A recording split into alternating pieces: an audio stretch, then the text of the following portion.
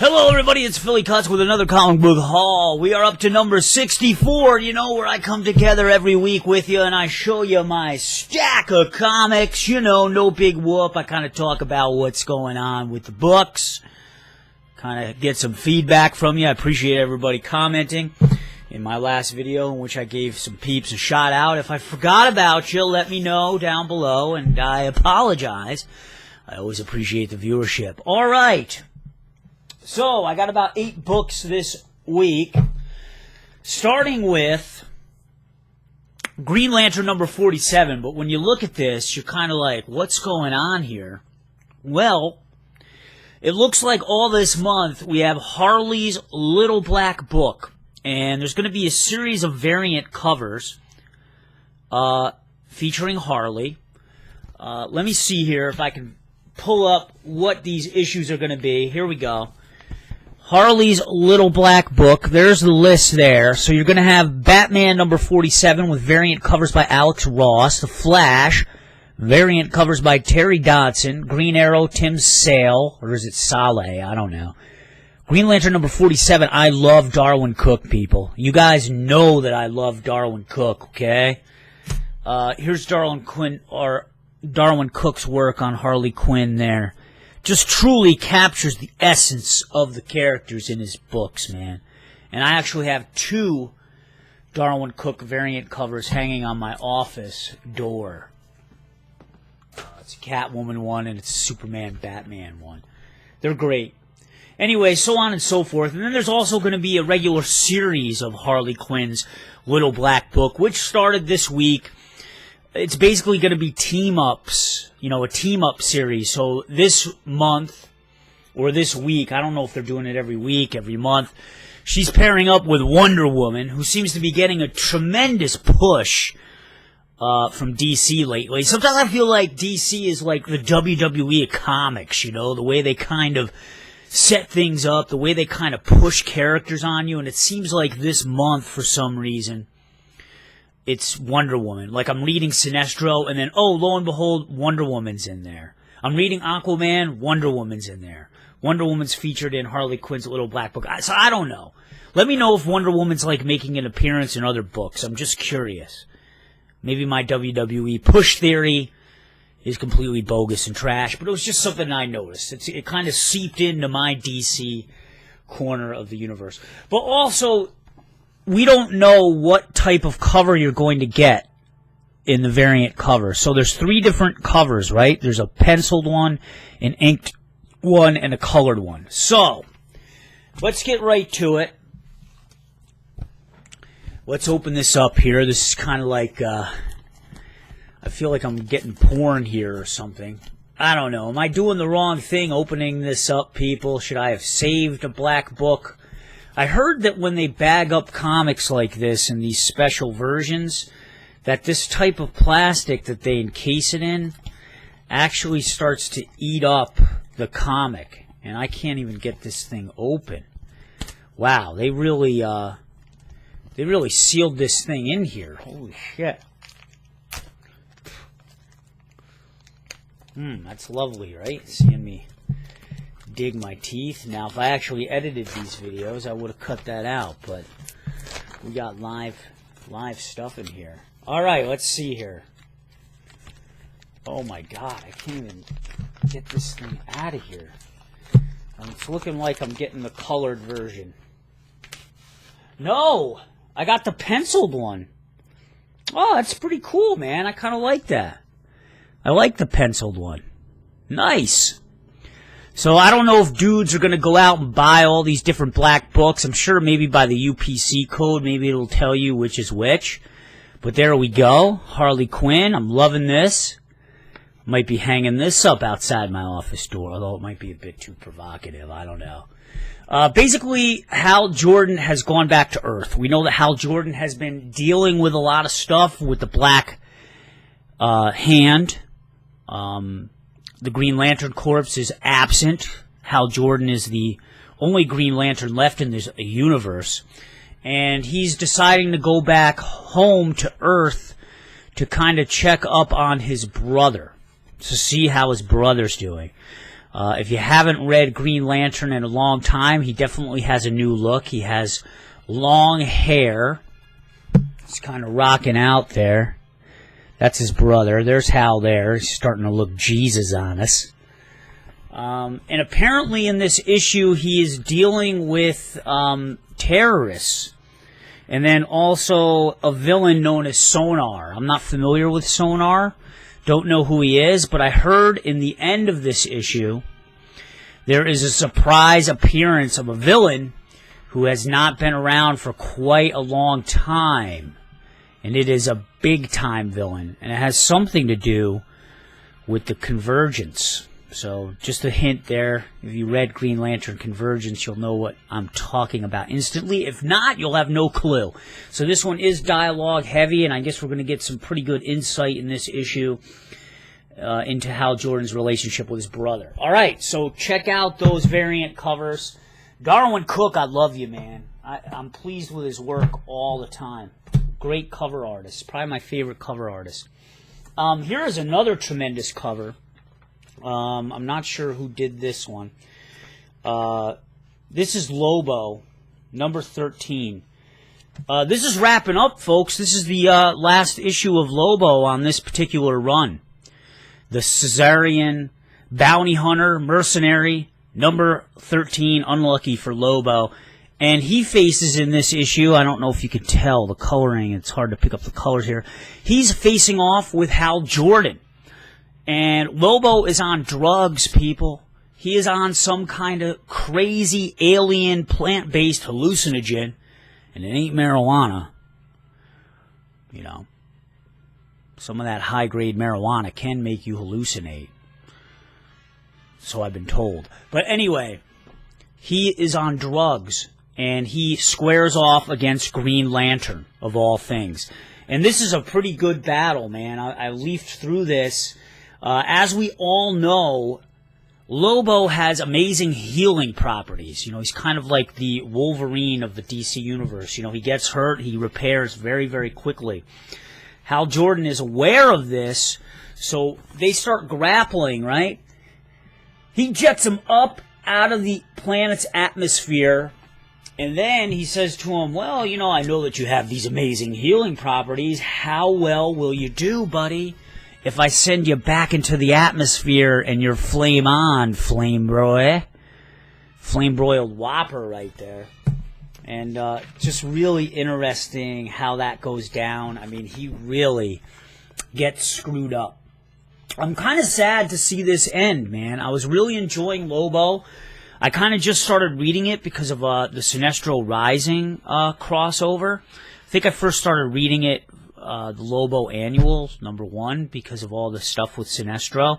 And I really grew to enjoy him. I mean, it was heavy crossovers. You know, the last 4 issues have been heavily crossed over into the Lantern universe, mainly with Sinestro, but also the Red Lanterns. He also did a number on some of the Indigo Lanterns, I think. So, I don't know. I don't know what the story is. I think maybe the sales were struggling so bad. Maybe that's why they were crossing it over so heavily, to try to boost sales. But at the very end of this issue, it does say, be on the lookout for Lobo in February's Batman Superman #29. But they also make references to the Omega Men in this. Actually, the Citadel has been keeping an eye on Lobo, so I'm interested to see, because the Omega Men is only on issue #6 as we speak right now. I'm interested to see if we're going to see a little bit of Lobo action in the Omega Men. That'll be interesting to see, and I hope that they reboot it, because I'll start buying Lobo again for sure. Okay. Now, some of you guys noticed that I didn't pick up Harley Quinn 2 weeks ago, and quite simply, my pulls as of late have been so big that I had to make some sacrifices, man. You know, once I start getting past 10 books in the weekly pull, you know, I start to have to, you know, make some cuts, you know. And Harley Quinn, my comic book shop is always readily stocked with Harley Quinn. As a matter of fact, on the current, you know, newsstand with the current issues, you could pretty much get Harley Quinn all the way back to like issue number 18 or something at my shop. So Harley Quinn is always plenty stocked. When I'm faced with having to buy certain books, I kind of lean towards the independents more if I have to, because I worry about certain independents just running out, you know, and then it's a lot harder to get them, you know, something like Straight Jacket or something like that. I have to do it. Harley Quinn, the one thing that I'm really enjoying about Harley Quinn and the direction that DCU Harley Quinn has taken is that Harley is fucking batshit manic, just totally cleaning house as of late. I mean, she has just got her edge back, you know. She is just being vicious, unpredictable, even more unpredictable than normal, and I'm just enjoying that all to hell. We do see the return of some of the gang of Harleys, which I don't know. I just find them to be, you know, a bit much. I don't understand why they're doing that. I guess in this issue, let me see here. It goes back all the way to Harley Quinn number 6, which I didn't start reading it back then. But apparently, back in issue number 6, Harley Quinn teamed up with Cyborgman. I don't even know who that is. They defeated the Russian villain Zina Bendmiova, of all things. And I guess Zina Bendmiova, his grandson, has brought her back to life to terrorize Harley Quinn and to seek revenge. And they actually show it here. Kind of reminds me of Frankenstein. Her getting back to life, ready to take on Harley Quinn and Cy Borgman. Cute play on words. Lots of action in here. Harley actually arrives at Kennedy Airport back from LA, where she is ambushed by some Russian female mercenaries. You know, it's campy, it's over the top, but I love it. I love Harley Quinn. There's always a lot of text to read, so it always takes me about 15 minutes to read, so I do feel like I get my money's worth. There's an awesome panel where Harley is sniping with a whole bunch of parakeets on the barrel and scope of the rifle. So I'm enjoying Harley Quinn, but I had to put her on the back burner because, you know, there were some other rarer books. Okay, Batman Arkham Knight number 11. I'm not sure if this is wrapping up. This is the prequel to the Arkham Knight trilogy, and it's winding down, it seems, because Arkham Knight is finally starting to make some connections with the Scarecrow to take out old Batman. I'll be honest, I haven't read this in about 4 or 5 issues. I've kind of been stockpiling these, and I'm going to read the rest of them all in one shot. But I'm kind of having a feeling that this is coming to an end soon. Maybe I'm completely wrong. I don't know. But I wanted to give you guys an update. I finally did get Batman Arkham Knight. As part of my Black Friday shopping, I actually went out late Thursday night, of all things, and I ended up scoring this at Best Buy for $25. I think actually right now you can get it at GameStop for $20, so go figure. But I'm happy. I was going to buy this at $30, so I was able to get it at $25. You don't get the season pass, but you do get a bonus adventure of the Harley Quinn story pack. So I'm debating whether or not I want to read all the books before I delve into this. I mean, I've loaded it onto my Xbox One, and it's ready to play. So I know a few of you guys were wondering what my gaming channel was, and it's horrible. I get no views on there. I kind of goof off. It's kind of like a troll channel. I actually have people make videos of me, or a person that makes videos of me because my gameplay is so bad. Maybe I'll send a link to that. But the channel is Oh New Retro Gaming Cuts, and I'll put a link down below. So if you guys want to check that out and play whatever, or if you ever want to do some co-op, you know, let me know. Maybe I'll throw my Xbox One gamer tag on there, and if you guys want to friend me, just say, hey, you know, Philly, I watch you on the comic book haul, let me know. But another thing, I want to give you guys another heads up at Target, too. they are clearancing like all their old school video games, like Xbox 360 games, PS3 games, and I was able to score Batman Arkham City for $10, Game of the Year edition for PS3. I'm not sure if all Targets are doing this. You know, yours may vary, but my Target up in East Greenbush had a huge bin of games. I got like Skyrim, the Legendary Edition, for like $15, and then I got some Grand Theft Auto 4 DLC content. I think it was the Ballad of Gay Tony and the Lost and the Damned for like $8. So you can find some really good games in here.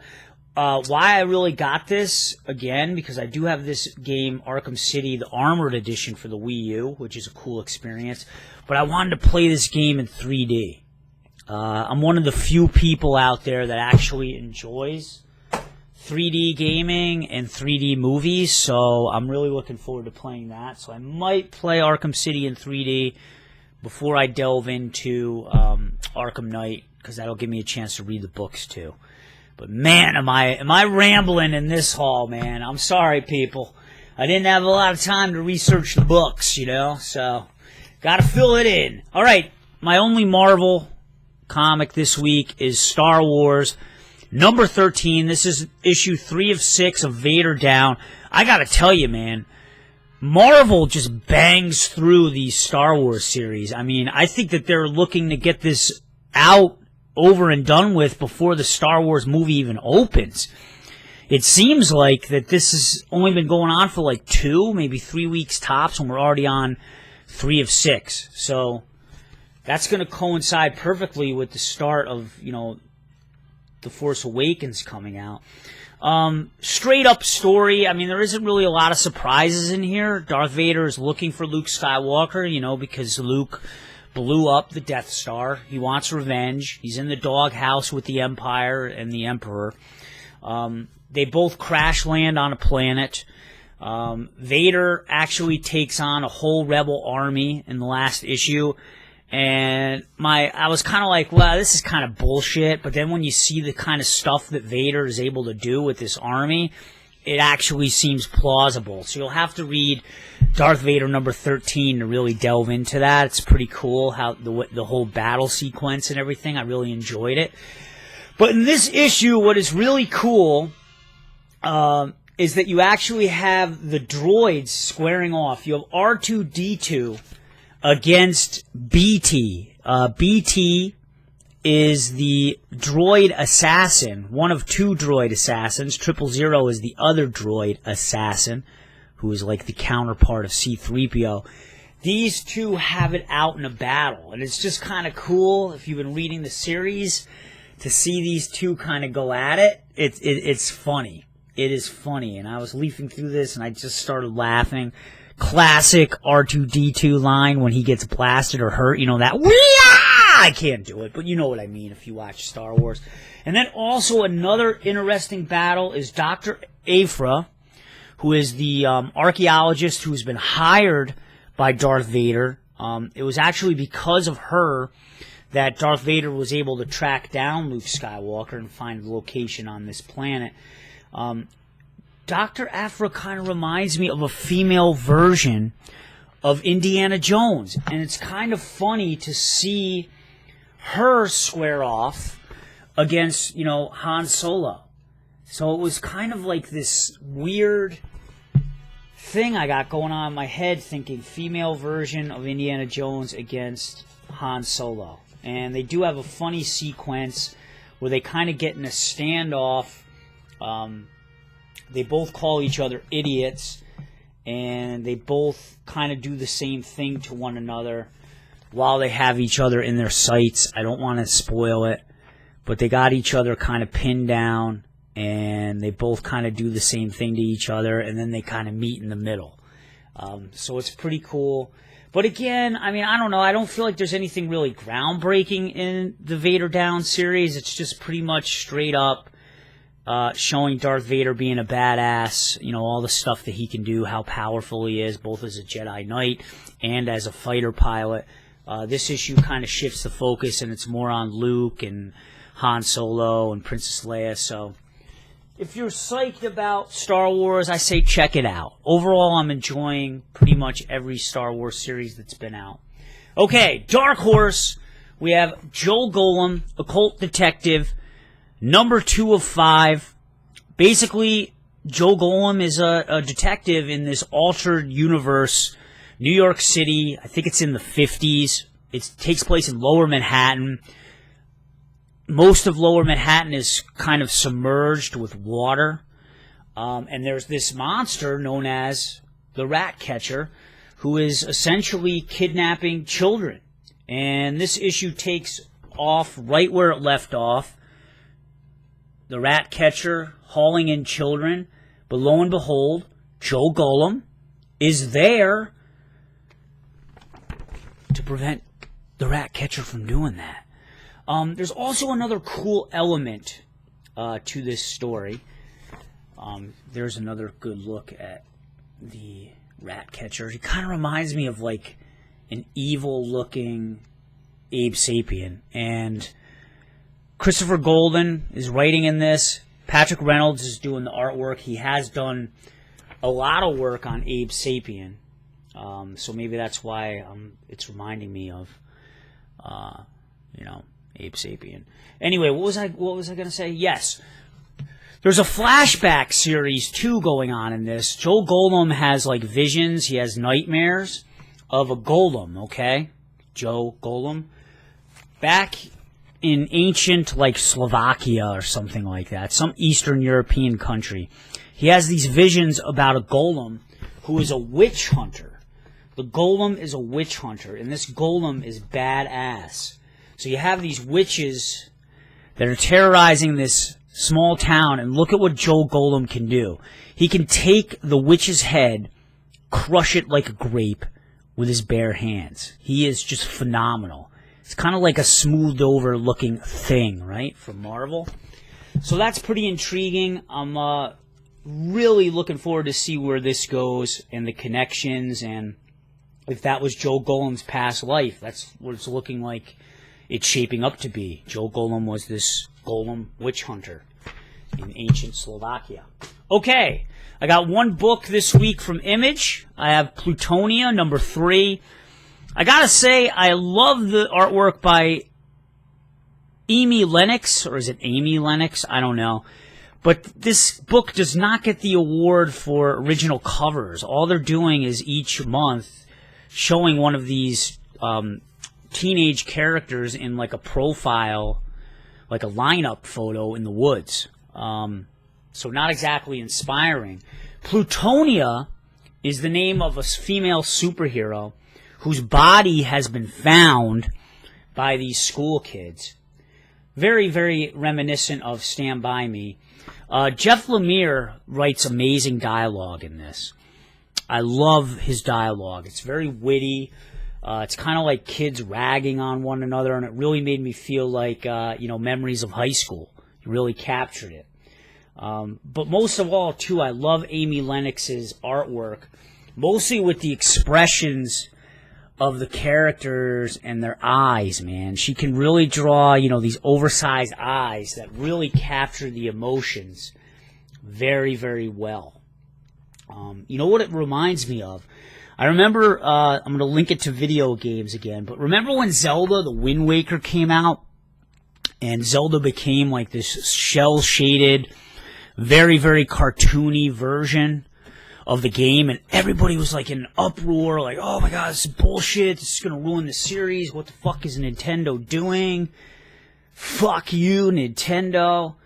I don't know, it just works. The eyes, man, the eyes.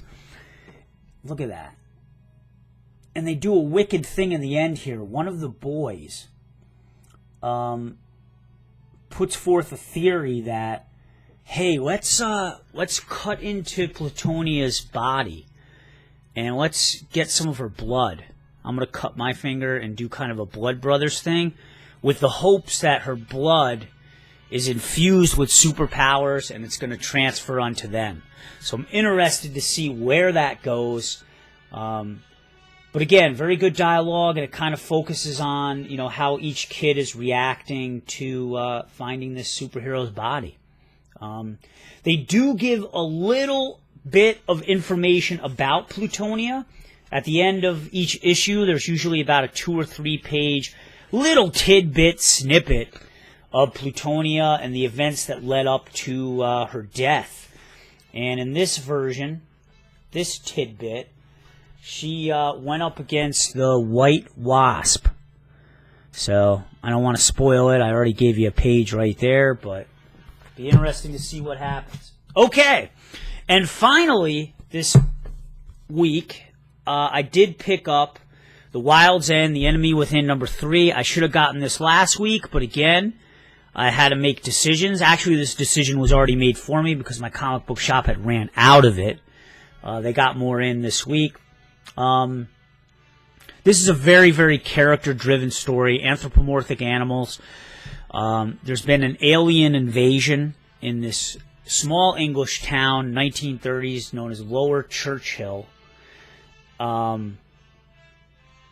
This is the aftermath of that invasion. So, these War of the World-like creatures, that's what this lamppost kind of thing looks like. That's reflecting there. Invaded this small English town. The characters in this story end up fighting those creatures back, but the military swoops in and quarantines the town, and then this is kind of the aftermath of it. Very, very character-driven story. There's not a lot of action in this, but I do love the interplay between the characters. There's an author, there's 2 science fiction authors that have actually been brought in by the military to kind of come up with some theories as to what is going on.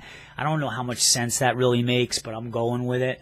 One of the authors is actually the ex-husband of one of the main characters in the book, the female, I can't remember her name, now I'm forgetting names. The female character, character that has an anxiety and an alcohol problem. I can't remember her name. Good Lord for the life of me. And I can't find a picture of her. But you get the point. If you like strong characters, buy this book, man. I'm telling you, I'm enjoying it. Sorry I didn't study enough up on this. But that is that, folks. That's my comic book haul. Let me know what you guys are liking, what you're disliking. I'm going to do a cover of the week. I think you guys probably already know what I'm going to go with. Actually, it's kind of a hard decision. It's going to be either, I'll tell you right now, it's either going to be Lobo, number 13, or it's going to be Darwyn Cooke, Green Lantern, pencil cover. I got to go with Darwyn Cooke, dude. That's just too good of a cover, man. Too good of a cover. All right, man, let me know if anybody picked up a black book, and let me know how your cover looked. All right? Thanks, guys. Thanks for watching, and I'll see you next week. Peace. Bye.